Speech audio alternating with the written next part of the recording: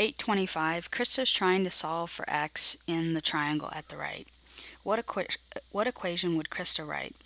Okay, so when I look at this, I see this angle here, and what I like to do a lot of times is label the sides in relationship to the angle. So this side here is the hypotenuse. I know it's the hypotenuse because it's opposite the 90-degree angle. And I know if this side is the hypotenuse, then I know this side is the adjacent side.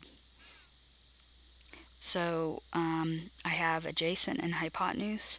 So for this, the cosine of an angle equals the adjacent side over the hypotenuse side. So then the cosine of 58.5 equals x over 7. And then you would just multiply by 7, so you get 7 times cosine 58.5 equals x. Alright, so now looking at B. Krista does not have a scientific calculator with trig buttons on it, but she does remember something funny her friend Janisha told her. Janisha's favorite sine ratio is the sine of 31.5, and it is approximately 0.522. Because 522 is Janisha's birthday, without a calculator, use Janisha's favorite ratio to solve your equation from part A.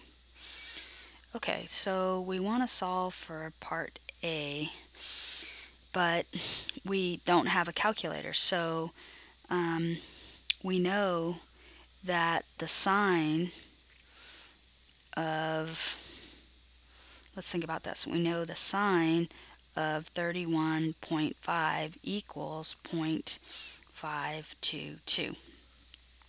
Now, what's significant about the 31.5 is the first thing we have to realize. And when you look at this angle here, this theta, we know that theta plus 58.5 has to equal 90. And if you subtract 58.5 from 90, you get theta is 31.5. So we know this angle here is 31.5. We know that the sine of theta is going to equal the opposite side over the hypotenuse. Alright, and so now since we know, if we look at this angle, the sine of 31, it's going to equal x over 7. I can say the sine of 31.5 is going to equal, what's the opposite side? X over the hypotenuse, which is 7.